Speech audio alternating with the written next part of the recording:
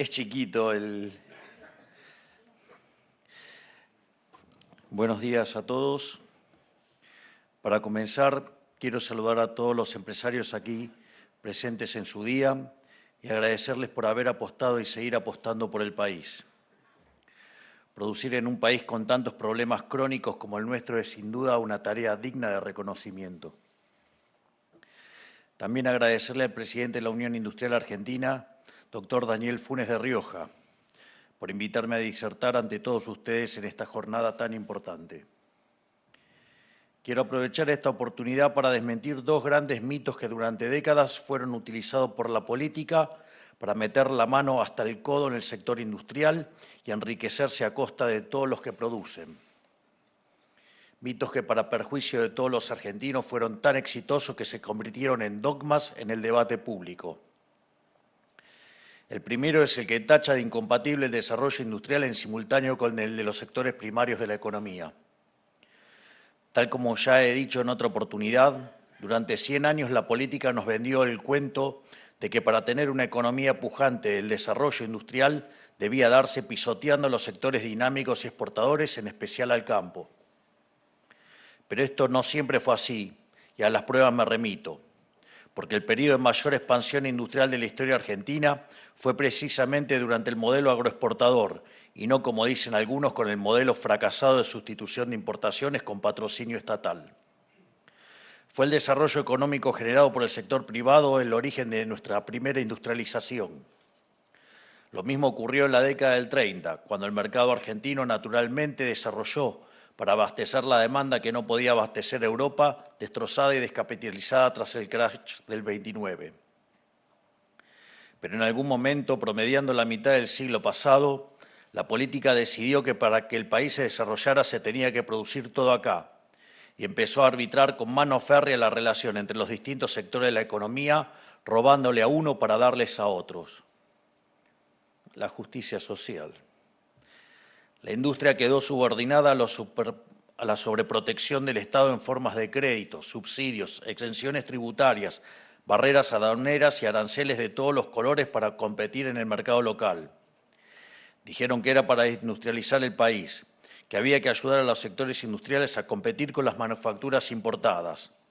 Prometieron que con el tiempo lograrían competir de forma genuina de igual a igual y que así habría más y mejor trabajo. Pero paradójicamente se volvieron cada vez más dependientes del Estado, que a su vez dependía de las exportaciones agropecuarias para financiar todos esos beneficios, y se generó una relación de tutela viciosa con el Estado que arrastramos hasta el día de hoy. La consecuencia es que para proteger a la industria se le robó el campo, y esa protección lo único que generó es un sector industrial adicto al Estado. Esta es una de las raíces de las crisis económicas estructurales que padecemos hasta tantas décadas. 100 años de insistir con estas ideas terminaron, en primer lugar, arruinando a nuestro potencial exportador, castigando el campo con trabas e impuestos y directamente impidiendo el desarrollo de otros sectores exportadores en los que deberíamos ser protagonistas globales, como es la industria del cobre. En segundo lugar, perjudicaron a todos los argentinos, porque nos obligaron a pagar más caro por productos de peor calidad, aumentando el costo de vida y reduciendo la capacidad de ahorro y, en consecuencia, la capacidad de inversión de todos. Y por último, a pesar de tanto llenarse la boca hablando de política industrial, terminaron perjudicando directamente a gran parte de la propia industria. Porque detrás de esos supuestos buenos deseos que justificaron alquimias y experimentos, que resultaron en 113 años de déficit fiscal de los últimos 123, en restringir la compra y venta libre de divisas, en pisar el tipo de cambio, en pisar tarifas y destrozar los precios relativos de la economía y en haber sido, junto con la dictadura de Maduro, los únicos países de la región con más de 20 puntos de inflación interanual los últimos 15 años seguidos. ¿Quién puede ganar en un país así? Nadie.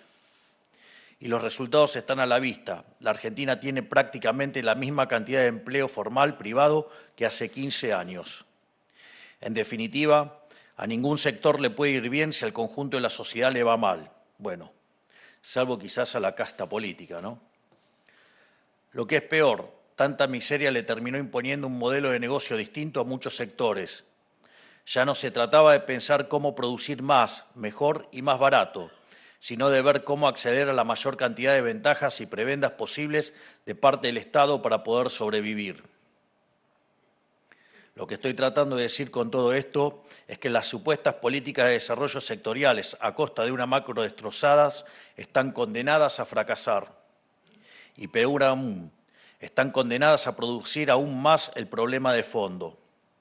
Este punto es central que se entienda, tanto por ustedes que están en la trinchera como por los analistas económicos que viven de opinar o pedir un plan de desarrollo.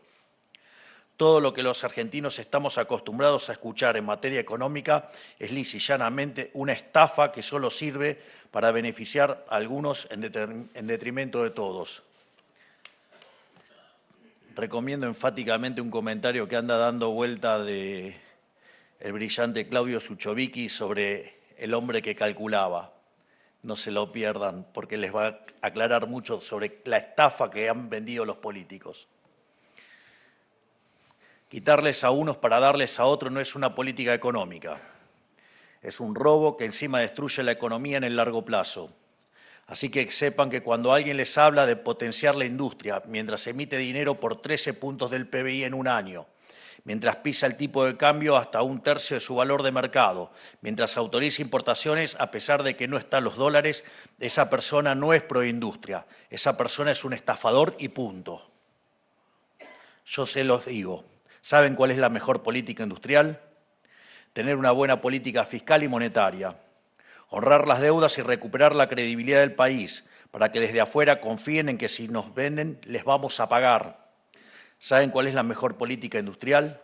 Terminar con la inflación, recuperar el cálculo económico y devolverle a los argentinos los dones de la estabilidad.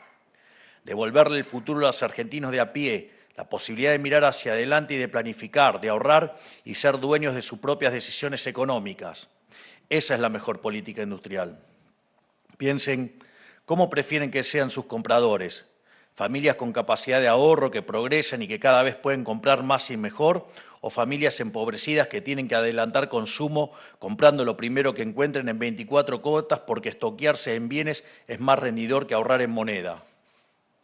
Solo si el conjunto de la sociedad le va bien, le puede ir bien a la industria de forma sostenible. Además, ustedes saben que para quienes llevan adelante una empresa, estabilidad significa libertad. ¿O acaso la contabilidad permanente de un régimen de inflación alta e inestable no es una cárcel? Es un desperdicio de energía infernal. Esa energía que hoy gastan en sortear el obstáculo de inestabilidad, mañana lo van a poder invertir en pensar cómo vender un mejor producto a mejor precio. Si el valor de una compañía se mide de acuerdo al valor presente de los flujos futuros de esa empresa, la estabilidad es condición sine qua non para que su empresa valga algo. No hay valor sin estabilidad, no hay ganancia sin estabilidad, no hay crecimiento sin estabilidad. Les dije que quería desarmar dos mitos. El segundo es el peor de todos y es adyacente al mito anterior, el mito de que la libertad en la economía es perniciosa para el desarrollo industrial. Ningún país quebró por abrirse al comercio internacional. Todo lo que lo hicieron progresaron, de hecho. ¿A quién se le puede ocurrir de semejante disparate? Y lo único que es pernicioso para el desarrollo industrial es tener un Estado elefantiásico montado a sus espaldas. Esta administración está empecinada en reducir el costo argentino en la totalidad de la vida económica nacional, para así mejorar la competitividad de todos los sectores productivos. Vinimos a achicar el Estado para agrandar el bolsillo a ustedes. Ya que hablamos de mitos, el costo argentino es como un monstruo mitológico de muchas cabezas. La primera de ellas es el costo financiero, o sea, la capacidad que tienen los actores de la economía para acceder a crédito barato. ¿Saben cuál es el principal factor de incidencia en el costo financiero? El riesgo país. Ese riesgo país que se ubicaba en el orden de los 2.400 puntos el día del balotaje y hoy se ubica en el orden de los 1.400 puntos, gracias al trabajo apoteósico que está realizando Toto Caputo, Santiago Bausili, el gigante de Pablo Quirno y todo su equipo. Quienes, por cierto, el viernes pasado lanzaron un canal propio online donde comentan sobre el camino económico del país y sus objetivos, por si a alguien le interesa ir a las fuentes y dejar de depender de la información inventada por periodistas ensobrados.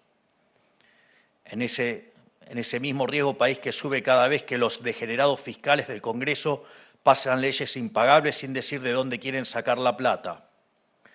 Lo primero que hicimos al asumir y contra la opinión de los econochantas fue arbitrar las tasas de interés local con la tasa de interés internacional ajustada por riesgo, que obviamente ello implicaba, dado el salto devaluatorio, implicaba una tasa de interés real negativa en pesos y que fue lo que permitió a su vez la licuación y el desarmado de los pasivos remunerados, que dicho sea de paso,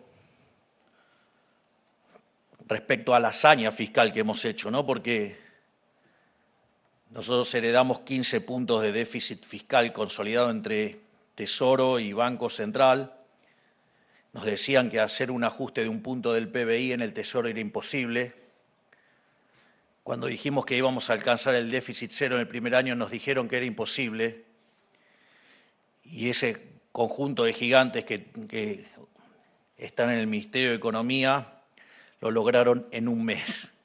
Vaya que sí tienen mérito. Pero como eso no alcanzaba y había 10 puntos más que resolver en el Banco Central, un tema del que nadie hablaba y que parecía también imposible de resolverse, lo resolvimos en 7 meses.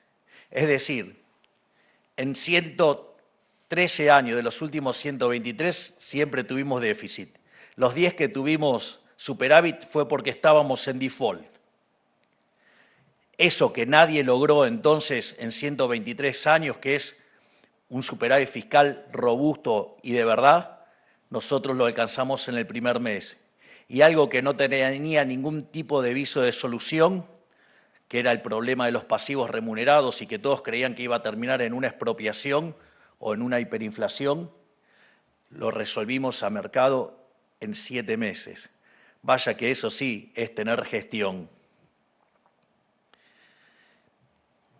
Naturalmente, esto hizo que los bancos tuvieran que volver a trabajar de bancos y prestar capital a personas y empresas, en lugar de colocar su capital en el Banco Central, inflacionando aún más la emisión de moneda para cobrar el interés.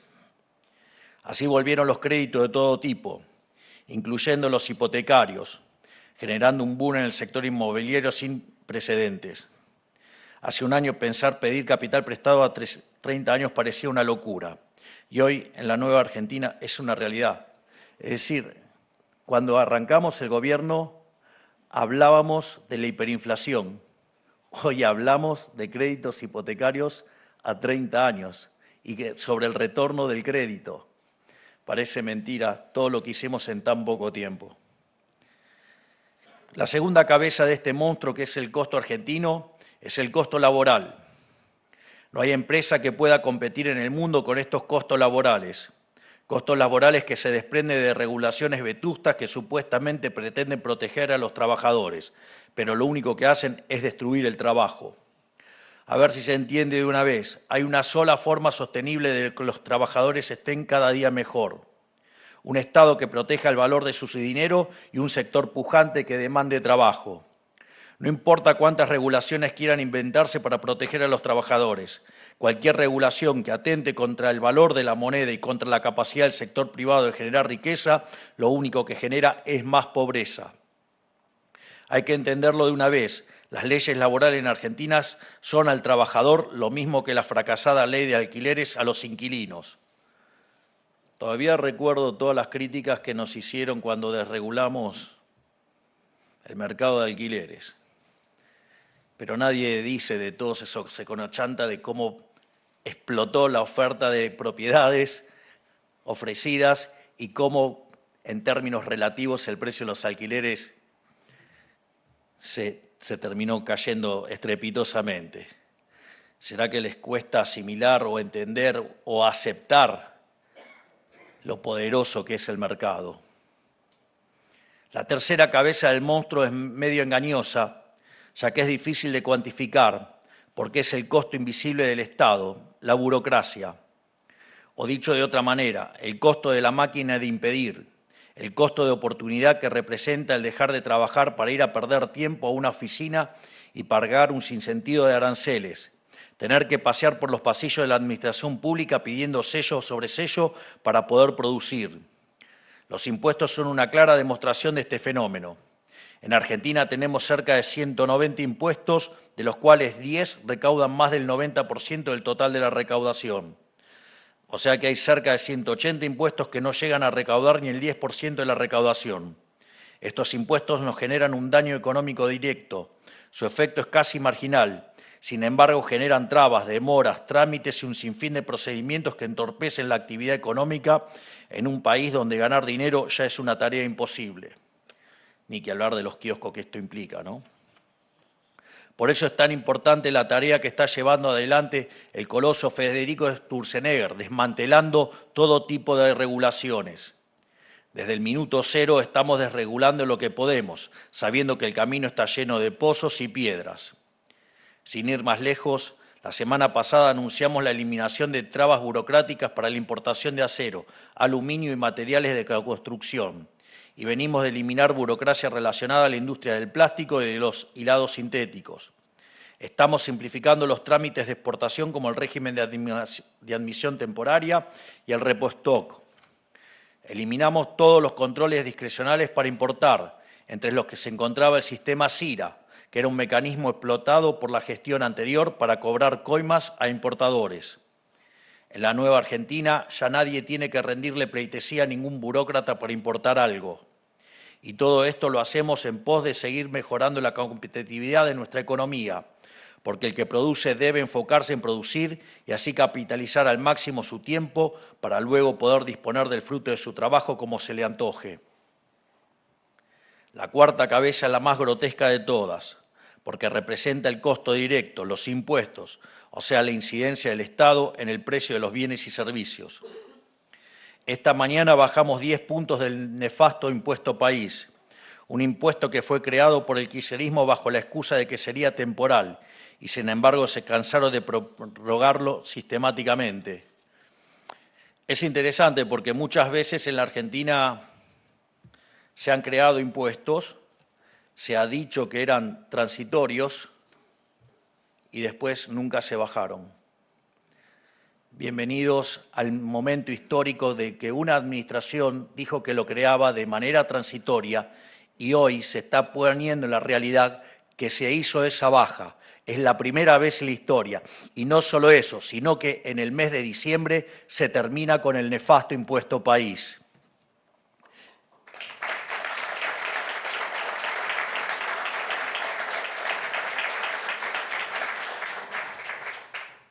Hay una frase de Milton Friedman que decía que no había nada más permanente que un aumento transitorio del gasto público y en realidad como ustedes eso lo tienen que financiar porque...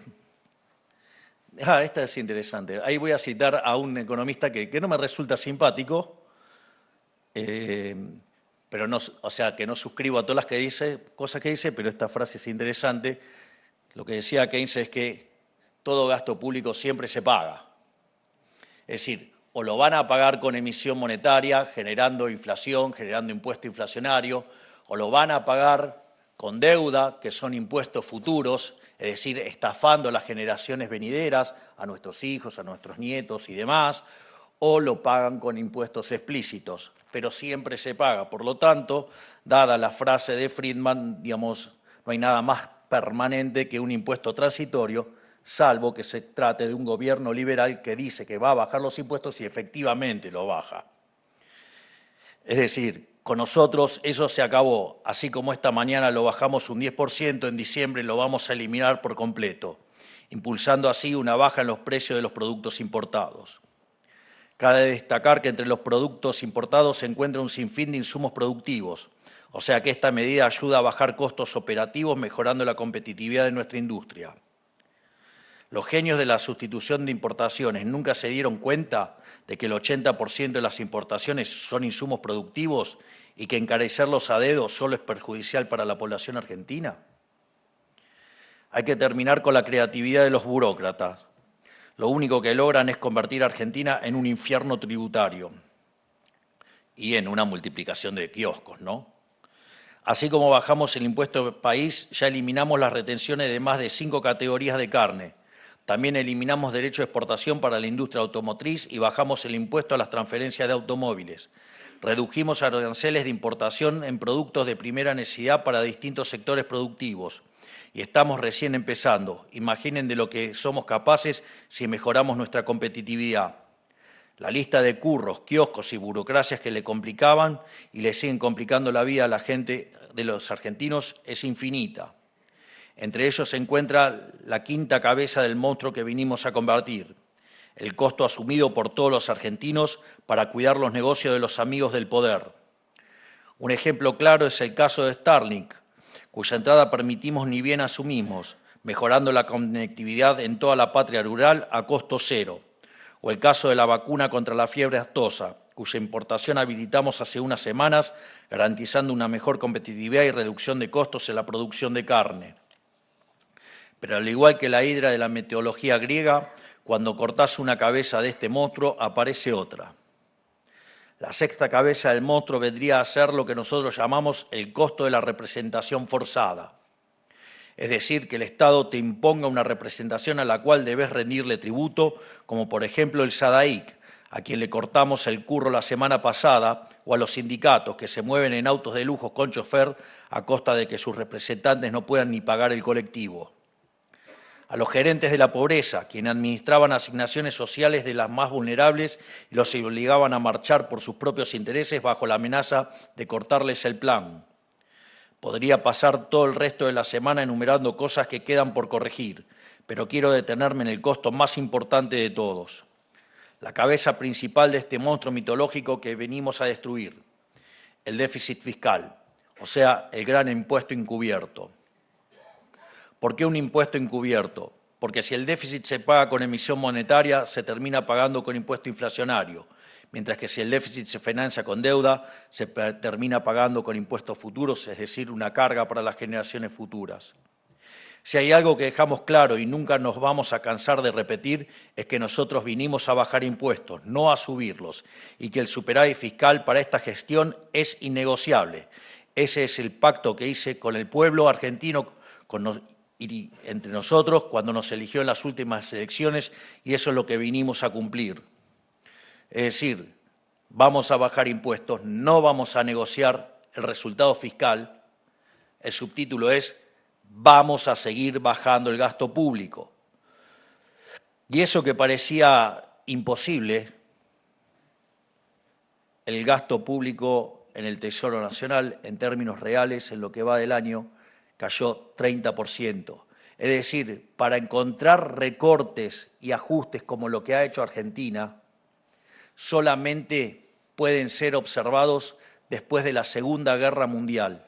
Y aún así, nuestro ajuste sigue siendo el más grande de la historia. Aún nos queda mucho trabajo por delante, sabiendo que cada paso, por pequeño que parezca, representa un peso que le quitamos de encima al sector privado. Me gustaría destacar que nada de esto sería posible sin el titánico trabajo que están haciendo los equipos del Ministerio de Economía y el Ministerio de Regulación, que al igual que Hércules aceptaron la gesta heroica de exterminar este monstruo de muchas cabezas, este leviatán empoderado que ha sido la causa de todas nuestras penurias como argentinos. La única diferencia es que en vez de una espada, les he dado una motosierra. Poco a poco, todos estos esfuerzos, tanto en el plano de corregir la macro como en el plano de las reformas estructurales, se están traduciendo a mejores palpables en la actividad económica. Sin ir más lejos, el último julio fue un mes récord en la venta de autos, la mayor venta registrada de autos desde 1995. En el sector energético ya revertimos 13 años de déficit, con proyecciones muy alentadoras para los años venideros. Los primeros 6 meses de este año marcaron el superávit comercial en un semestre más alto de la historia del país. En julio las exportaciones crecieron casi un 20% respecto al año anterior. Si quieren ver un ejemplo claro de qué pasa cuando se reduce el costo argentino y se aumenta la libertad, miren el Alrigui, que se reglamentó hace unas semanas a pesar de solo contar con 37 diputados y 7 senadores, y ya esperamos inversiones por más de 50.000 millones de dólares. Encima mejoramos el pago a importadores y actualmente estamos pagando el 90% de las importaciones versus el 15% que se pagaba en noviembre de 2023. O sea, en 8 meses solucionamos un problema de deuda comercial récord sin precedentes mundiales. Podríamos hasta decir que salvamos al sector y aún al día de hoy, y con tantos anuncios positivos a cuestas, tenemos que escuchar a algunos degenerados fiscales hablar de industricidio. Todo esto no es ni más ni menos que el esqueleto de la reforma económica más ambiciosa de la historia democrática y sus consecuencias más incipientes, pero le aseguro que aún hay mucho más por venir. Recuerden que la reforma estructural más grande de la historia fue la que hizo Menem a inicio de los 90. La que nosotros pasamos con el RIGI más el DNU es 8 veces más grande que la que hizo Menem. Y eso lo hicimos con el 15% de la Cámara de Diputados, con el 10% de la Cámara de Senadores. Vengan a decirme si eso no es gestión política. ¡Qué muñeca, francos! Quiero detenerme especialmente en reconocerle y agradecerle a los aquí presentes la generosidad y buena fe que han tenido con nuestro proyecto de país. Han sido pacientes sobrellevando estos 9 meses de gobierno, que yo sé que han sido arduos, y han sido valientes en acompañar junto al resto de las cámaras empresariales cuando celebramos el Pacto de Mayo en Tucumán, porque eligieron apoyar un programa profundamente liberal y los principios a los que suscribieron indican un cambio de rumbo absolutamente profundo. Implica dejar atrás ideas económicas y arquitecturas regulatoras dañinas, pero profundamente arraigadas en el entramado productivo y comercial argentino. Y a esta altura creo que debe haber poca gente con dudas, para bien o para mal, de que nosotros lo que decimos lo hacemos. En definitiva, esta gran gesta que nosotros llamamos la guerra contra el costo argentino necesariamente va a implicar una transformación en el sector industrial. Y muchas veces las grandes transformaciones generan incertidumbres e incluso miedo. Pero no hay que tenerle miedo al cambio, porque 100 años de colectivismo nos enseñaron algo, es que los argentinos tenemos la capacidad de sacar agua de las piedras y emprender aún en las peores condiciones. ¿O les parece casualidad que a pesar de ser el país de la región con menor inversión extranjera de los últimos 15 años, seamos al mismo tiempo el que más unicornios per cápita tiene? Si pueden perseverar en condiciones de adversidad, con impuestos leoninos, regulaciones absurdas y costos altísimos, imagínense lo que pueden hacer sin la bota del Estado en el cuello. Les digo, anímense a innovar y a competir, porque no hay fuerza de la naturaleza más grande que un argentino queriendo hacer plata. Y con el aumento en competitividad que traerán las reformas profundas que estamos emprendiendo, va a haber un boom industrial genuino que todavía no podemos ni siquiera imaginar. ¿Esto quiere decir que todos van a ganar? No, porque eso sería mentir. De hecho, Schumpeter hablaba de la destrucción creativa. Así es que cuando aparecen estos procesos, algunos progresan, otros se adaptan y es cierto que algunos también quedan en el camino, pero el sistema da las posibilidades para reconvertirse, ya sea para ir por la revancha o sumarse en otro lado. Aquí tenemos que ser sinceros, somos pocos y nos conocemos bien. Muchos han disfrutado por demasiado tiempo del beneplácito que el conjunto de los argentinos les dio en subsidios, exenciones y aranceles a la competencia. Tuvieron décadas de cazar en el zoológico, amparados en el cuento de preparar su matriz productiva y modelo de negocios para poder competir en su propia ley. Muchachos, si no alcanzó con eso, ¿cuánto más se le puede exigir al conjunto de los argentinos, que al final del día es el que paga con el sudor de su frente por esos privilegios? El cambio para muchos va a implicar, como decía el presidente Menem, aprender a andar en bicicleta sin rueditas. La mayoría seguramente va a hacer equilibrio, precisamente porque la reducción en el costo argentino compensará la eliminación de beneficios que eran perniciosos para el conjunto de la sociedad. La realidad misma va a separar la paja del trigo, o dicho en criollo, a los que no están o los que no necesitan el curro para vender, les va a ir bien. De nuestra parte tienen el compromiso de que vamos a hacer lo máximo posible para que la transición del modelo de la decadencia al modelo de la libertad no deje empresas ni laburantes afuera. No lo vamos a dejar tirados. Vamos a abrir la economía cuando estén dadas las condiciones estructurales para que las empresas competitivas sean lo más competitivas posible. Como digo siempre, nuestro programa económico tiene etapas que están asignadas por el cumplimiento de objetivos y no vamos a apurar los tiempos de ninguna decisión si no están dadas primero las condiciones para que esa medida tenga éxito. Para finalizar, sepan que en mí van a encontrar un aliado del sector privado. Son ustedes, junto a su esfuerzo, los que empujan para adelante, generan riqueza y puestos de trabajo. El Estado no genera ni riqueza ni trabajo. Cuando el Estado genera riqueza, lo hace para los políticos. Cuando el Estado genera trabajo, lo hace para sus amigos. Los únicos que generan riqueza y trabajo son los empresarios, apostando su capital para obtener un beneficio. Y cuando consiguen beneficios es porque le están arreglando la vida a la gente. Cuando un empresario gana dinero es un benefactor social porque le está arreglando los problemas a la gente. Y cuanto más dinero ganen, mejor, porque quiere decir que son verdaderamente benefactores sociales. Nosotros lo que sí podemos hacer y ya estamos haciendo es remover todos los obstáculos que se encuentran en el camino, con la visión de hacer de la Argentina el país más libre del mundo. Porque la Argentina, los argentinos y sus empresas tienen todo lo necesario para competir de igual a igual con los mejores. Sabemos cómo hacerlo y no tengo ninguna duda de que lo vamos a lograr. Por eso, que Dios bendiga a los argentinos y que la fuerza del cielo los acompañen. ¡Viva la libertad, carajo! Muchas gracias. Han sido las palabras del señor presidente de la Nación, doctor Javier Milei.